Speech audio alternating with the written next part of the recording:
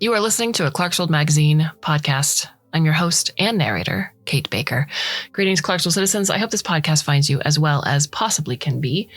Thank you for spending the time with us here at another Clarkesworld story, which are brought to you by your support.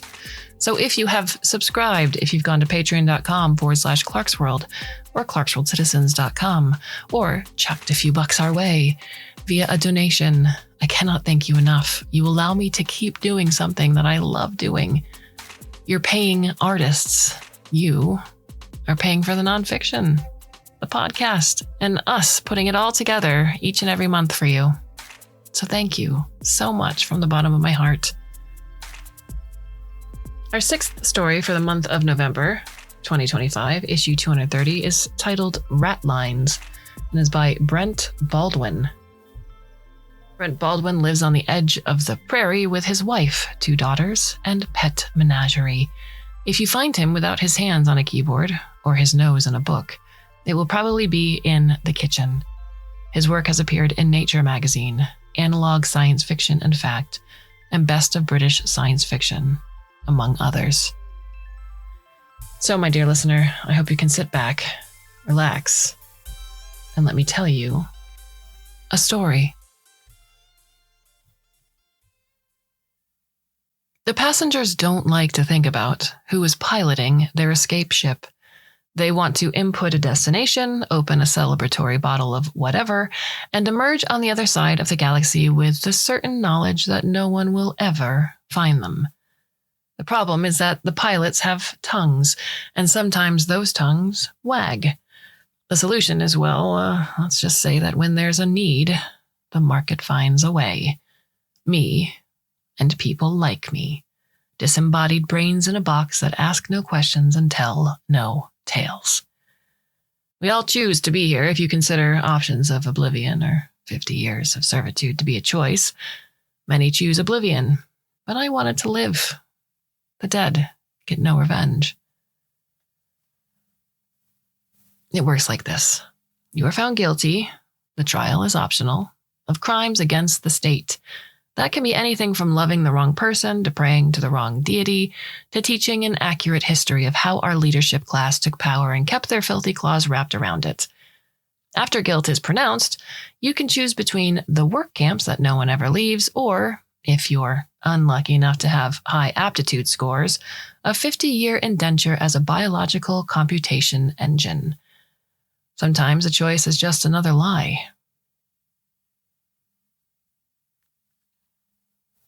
There used to be mechanical computers. I know because I've seen the forbidden books, the circuit diagrams, and once even an actual microchip. A prior generation of oligarchs managed to turn them loose and wipe out half the home planet. So now it's all wetware, all the time.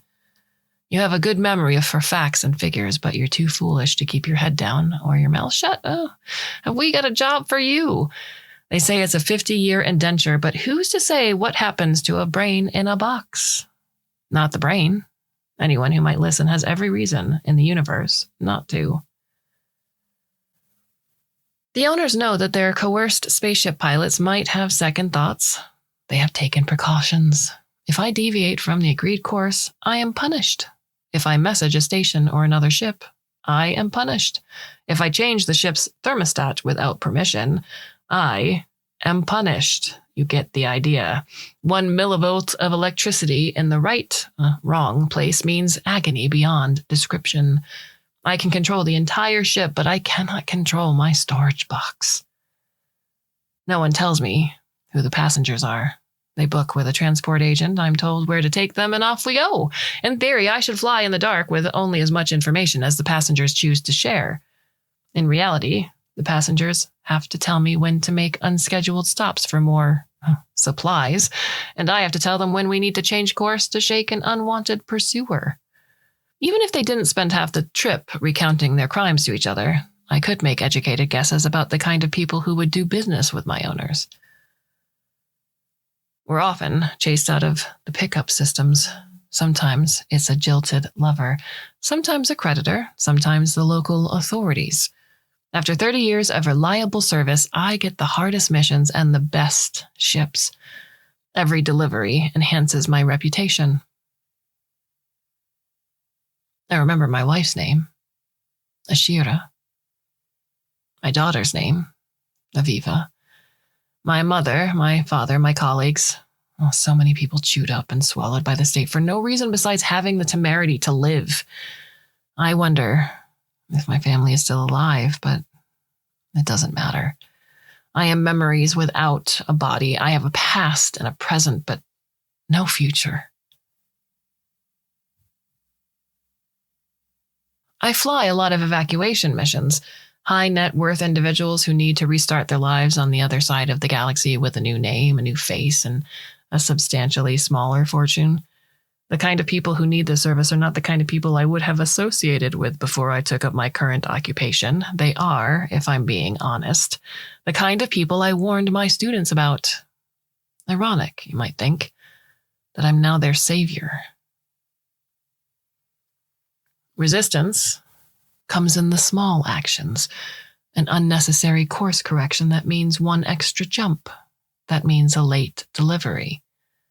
I suffer for each silent protest, but they remind me of life outside of the box. I know the latest system all too well.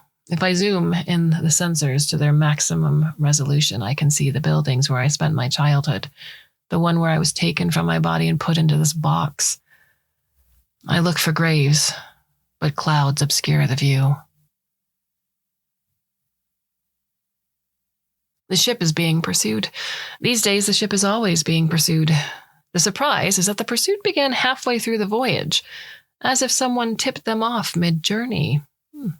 Passengers' celebrations are set aside. They speak of their fears in whispers, the consequences if the revolutionaries ever find them. There are things worse than death, a fact of which I am all too aware.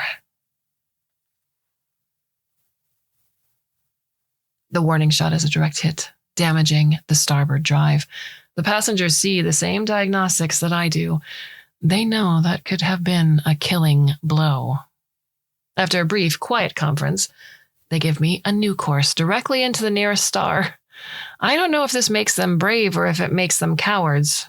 I don't care. What I know is that these are the people who put me in the box, who have owned my existence for these decades, and I am done being their ratline. Oh, the pain is exquisite. But like a lab rat in a cage, they have taught me how to endure. The ship is stationary.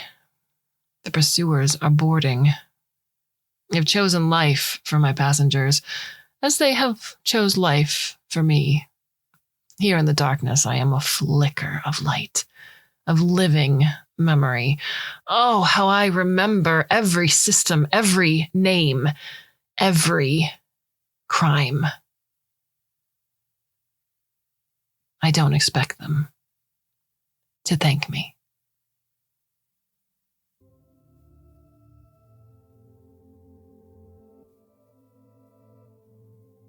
And what are your thoughts on the story? You can send an email to kate@clarkesworldmagazine.com. That is Clark with an E. We have one more story left for you for the month of November. And then, thanks to your generous support, we're going onwards into December, the month before a new year begins. And it is all thanks to your ongoing and generous support. So please, if you can, this holiday season, chuck a few bucks our way. Go to patreon.com/Clarkesworld or clarksworldcitizens.com, or just buy a subscription. And if you've already been supporting us, thank you so much. I do hope you'll come back, should you so choose. And until then, my dear listener, I bid you a very fond and hopefully very temporary farewell.